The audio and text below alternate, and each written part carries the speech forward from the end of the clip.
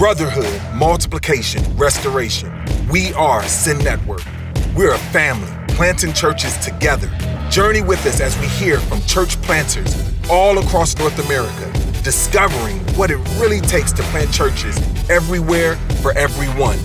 This week, I'm with Milton Campbell in Atlanta's Atlantic Station area to talk about Midtown Bridge.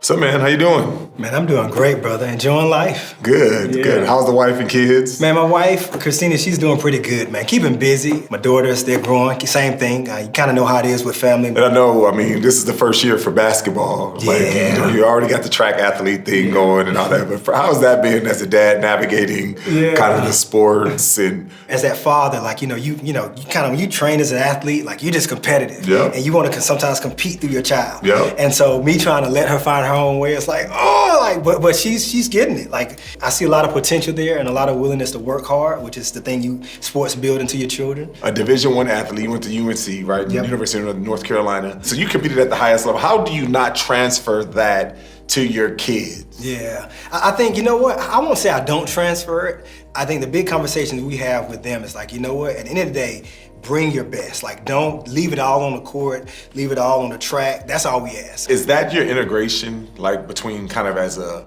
not to have that traditional PK kid, like where daddy's always going, daddy's always absent, he's always doing stuff in ministry. Like, is that naturally how you kind of intersect with your kids, or is it an additional, how do you balance that tension between kind of work and ministry life and daddy-daughter time, or just that integration? You know what, it's a moving target. I think right now as a family, Christina and I, what we typically do is we're very intentional with our family planning and trying to guard the calendar. Not saying that everything is gonna fit in that neat box, but we try to make certain that we're constantly communicating and thinking about, okay, what does this look like for the girls? And we made it early on. My wife is a PK, her dad's a pastor. Yep. And so she got a chance, which we always laugh about her. The two things she said she didn't want to marry was a pastor and a professional athlete. Yeah. And I was like, why you didn't say a millionaire? A millionaire. Because you were both down there. Exactly, I know. It's like, doggone it, we missed it. You got money. But I think from that, where it really has been kind of us being very intentional early on, just to say, how do we make certain that they don't feel like they're in this fish tank and they can't just be who they are? And again, it changes each season, but I think it's been exciting watching them learn how to just leverage their influence, or learning, better yet, not learned, but learning how to leverage their influence. And how long you been pastoring again? So I've been the pastor now at the Midtown Bridge for about 6 years. So approaching 6 years, it'll be 6 years in March. When did you when did that call to ministry? When is when you knew that you was gonna be doing full time? Because before that you did. Yeah, track. So I did professional track. I was in the corporate sector for a while, but about 2002 is when more so 2001 is when that burden, just feeling like, man, God was calling me potentially in ministry. And I'll be honest, me being a professional athlete at the time, I ran. Literally, I ran. You can say, because you didn't want to be broke. Exactly. You're trying to be that millionaire. Exactly. That's it. And so I think, but from that, man, God just started just pursuing my heart, and I just started realizing, even though other people around me were saying, hey man, God is calling, we see it.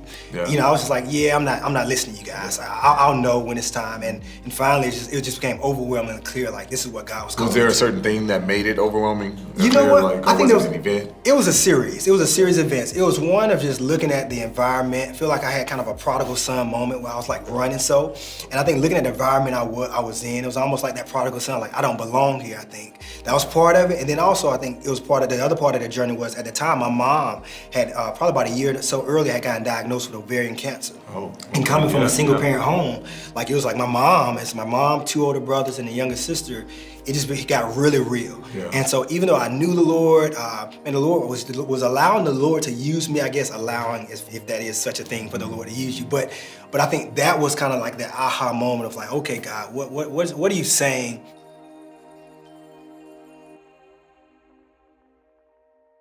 Was there a person that came and said, I want to disciple you, I want to put, when did that kind of seriousness kind of come? I got to college at University of North Carolina, Chapel Hill on the track team, and there was this guy, Dave Tegler, who was a part of Athletes in Action. Yep. And Dave was one of those guys who just would not leave me alone. He would show up, my dorm, he would call me, just checking in. Christmas break, they were having Impact right here in Atlanta at the airport. Okay, and what year was that? This was 94, the fall of 94, 94. okay. Yeah. I was 96, so okay. You must be a little older than me. Yeah.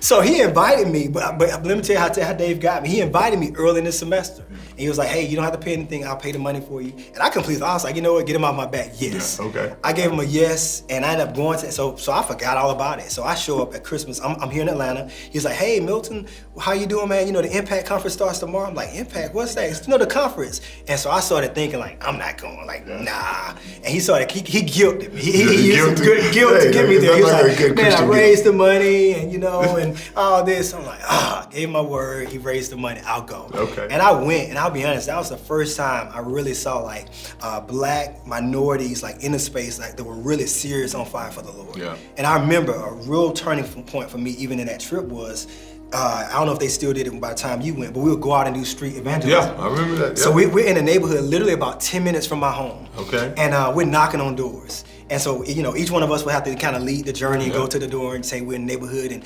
And so everybody going and, you know, we're getting the doors just shut in our face. And finally it was like, hey, Milton, it's your turn. I'm like, I don't even want to be here. Like, oh my goodness. And so I was like, okay, I'll do it. And I'll never forget this, looking back. There was a young girl had just moved here from Florida, and she was gonna be going to Banneker High School. Okay.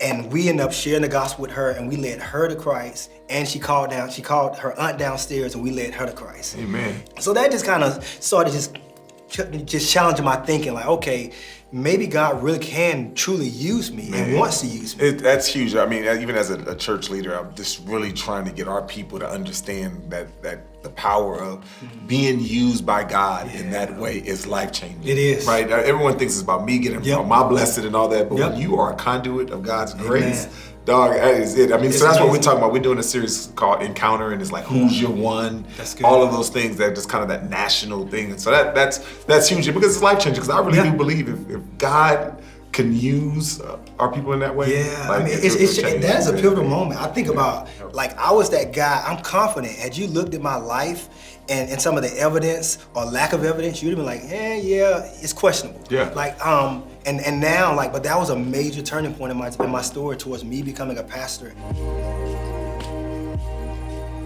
So once I transitioned off staff at Elizabeth, I'm working with UIWI. I feel like God was telling me that it's time for us to make that transition out of that local church. But I had a love for the local church. So I think I knew early, about maybe 3 years early, I feel like God had told me I was gonna plant a church or be a part of a church plant. So I felt very clear. Didn't know when, but I just knew that was on my heart. And so when my wife and I, when we ended up landing at the Midtown Bridge, that was one of the first questions I asked the leadership at the time. I was like, hey, you know what? I really feel like God has given me this burden to plant a church. Man, is that gonna be okay? Is that something you guys can get behind? And is that against what you all feel called to do here? And it was very supportive, like, that's what we wanna do. We wanna launch out other churches. So you started off with this burden to plant a church, not at Midtown, but to plant a church somewhere else. Yes. Where was that? So I was thinking at the time, so when I got to the Midtown Bridge, I was thinking at the time it was gonna be like in Southwest Atlanta, which is, Camp Creek Marketplace area, a really booming area. So that's what I was thinking. I was like, well, eventually I'll plant a church, maybe 3 to 4 years out, I'll plant in this community.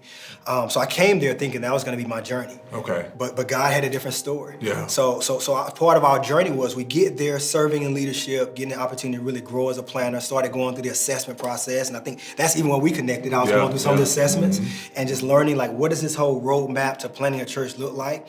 And I'll be honest, like, even through the journey, I was like, until God sends the right man for the job. I did not see myself as that guy early on. It wasn't until later on in the process.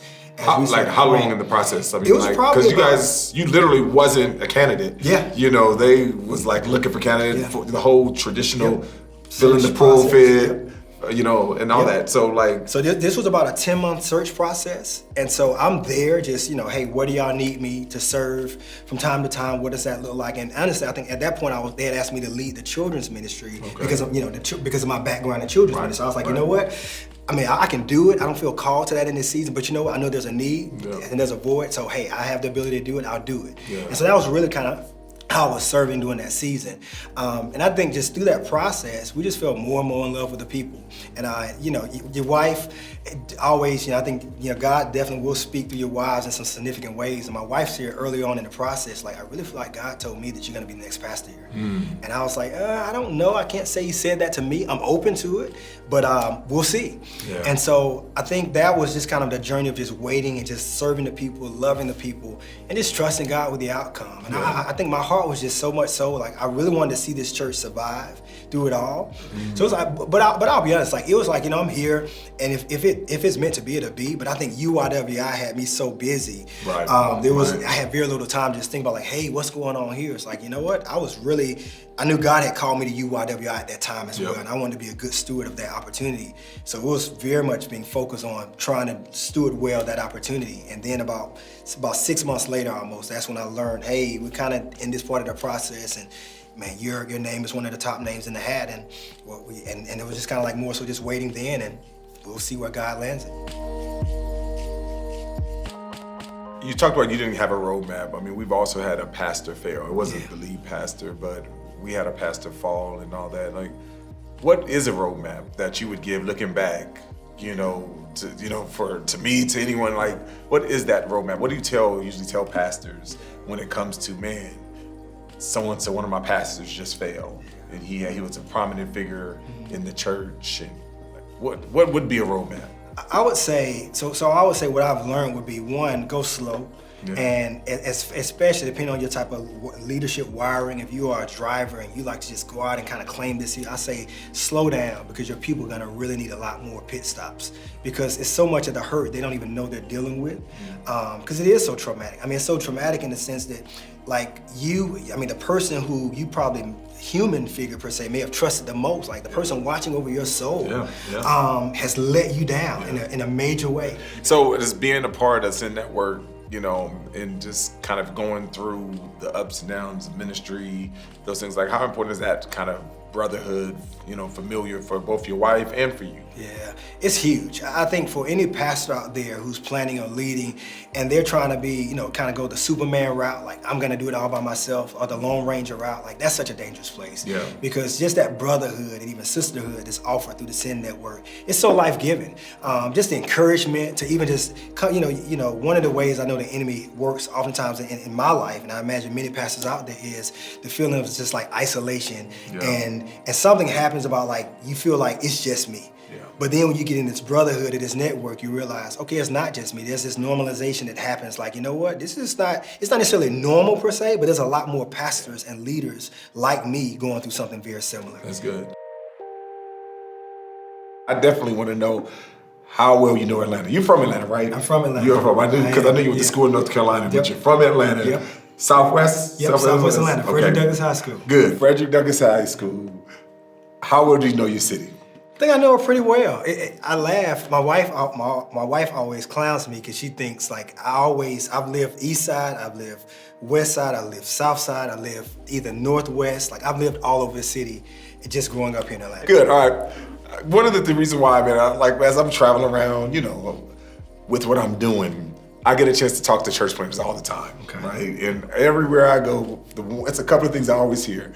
Man, this city's so hard to plant in. This is such a difficult this, and we're the number one in this, we're the number one in that. Like, so everyone has the most diverse city, like our Clarkston, the most diverse square mile. Everyone has something that makes it so difficult. All right, what is your pitch when some donor comes in and talks about planting in Atlanta? What are some of the things that you say, or what are some things you commonly hear? Yeah, I think for me, I would say to that donor, like, what makes Atlanta, one, the gospel needs to be planted here is, one, you think about just, like, because of the business of Atlanta Airport, you got one of the, it's one of the highest kind of, as far as statistics of, like, sex trafficking happening in the city. Okay. So you got that, it's like, man, that's right here in the city, especially look at the west side of Atlanta, all over Atlanta, but you look at, like, that west side, you got the whole heroin epidemic there. I mean, it's just so many things here where it's like, man, the gospel needs to be planted. that. Like, end of the day, yes, more police. We need that. We need more regulation. But in the day, we need the gospel. And so I just think about just some of those dynamics that's taking place in the city of Atlanta. Like, it really is a city that needs the gospel. You look at the nations, you think about the college campuses, like so diverse. And it's like, what better way to like literally reach the nations than planting a church like in the city near a college campus? And you're like, what?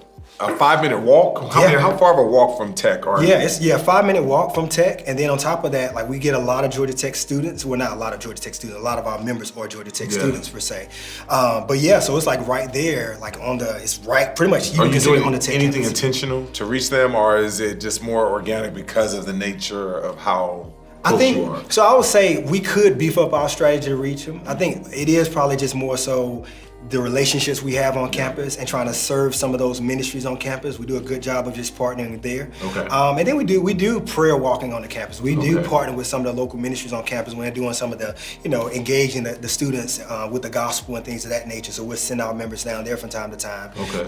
Even in our community, because Atlantic Station being so close to Georgia Tech, a lot of the shopping, the hanging out restaurants and things of that nature, they will come to Atlantic Station. What else, like how hard is it? I mean, you have kind of since the birth of Midtown, the setup and tear down, you guys are in a movie theater, you're in kind of this live, work, play environment. I remember when I first came here, it was just like, man, this is like the club on Fridays and Saturday nights, like people. So I mean, like, how is it doing ministry in Atlantic Station? I would say, one, it is hard, but then two, it's exciting. And so balancing those two, it's hard because like it's a very transient community. Like the average person stays in Atlantic Station community for about like 3 years, if they're lucky. So it's like college. It very much is. So we actually have had to reshape our strategy in light of just like, if we had a college student, same thing for the adults who are coming here. So I think that makes it a little bit difficult. And then you add in set up and tear down and just not having that awareness that sometimes, a building can bring that stability and awareness of like, okay, at least I know there's a building there, even if I don't know what's happening inside that building. So that forces us to be a little bit more creative. And it's a Regal. It's a Regal movie. And so in Regal is intentionally trying to put churches in their place to use that space, because when does like movies start? Most movies don't start until 12 o'clock. So they have the whole when screens are dark kind of business mindset where it's more so like, hey, we're not making any money there, so why not make some money off that space? And for them, it's very profitable because the only thing they have to do is get a manager there just to let us in. And then the movies start at 12. So pretty much everything from that 6:30 window when we're there, and we have to be out by 12. One other thing that, man, and please don't answer this wrong because I will clown you, right? Seriously, when someone comes in the city, man, I love burgers. I'm a burger guy. Right? I love burgers. I need burger. Give me a burger. Best burger in Atlanta. Man, I'm a vegetarian. No, I'm just joking. I was just like, all right. You know what? That's a tough one. I enjoy steaks more than burgers, but the burger spot I think I will go to, I like Fox Brothers. Even though that's not on my side of town. I like Burger, even though it is a little bit more kind of, but that would be the one I would probably take someone to that's closer to me in my neighborhood.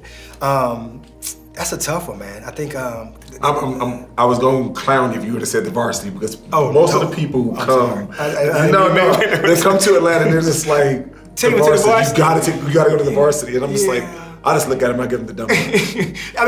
People go there for the experience, but not for the food. What kind of experience? Experience of being treated bad? Experience of being treated rude? I'm trying to figure out what experience I don't know. people are trying to get I'm so glad that you just said the Varsity. Because you are Atlanta. I question if you say the Varsity, I'm sorry. It's definitely not. It's definitely not the Varsity. All right, cool.